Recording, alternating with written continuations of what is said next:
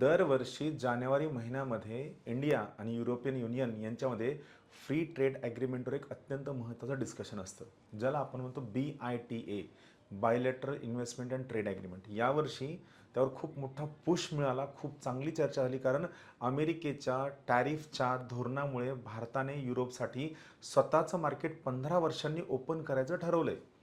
European युनियनने स्वतः India free trade ॲग्रीमेंटला मदर ऑफ ऑल डील्स म्हणलेला आहे. सगळ्यात मोठा बेनिफिट काय होईल, त्याचे टॅरिफ्स आहेत जे सध्या 100%च्या आसपास किंवा 100%च्या वर लागतात. कार्स असतील, मॅन्युफॅक्चरिंग असेल, हे ड्रास्टिकली कमी होऊन 10%वरती येईल. आणि भारत जो डेमोग्राफिक डिव्हिडंड खूप चांगला असणारा देश आहे, ज्याला लेबर इंटेन्सिव्ह सेक्टरवर खूप काम करणं गरजेचं आहे, भारतासारख्या देशाला मॅन्युफॅक्चरिंगमध्ये चांगला इनरोड करता येईल आणि आपल्या एम्प्लॉयमेंटची जी वाढती गरज आहे त्याला कुठंतरी कोप अप करता येईल, जी अत्यंत महत्त्वाचं आहे.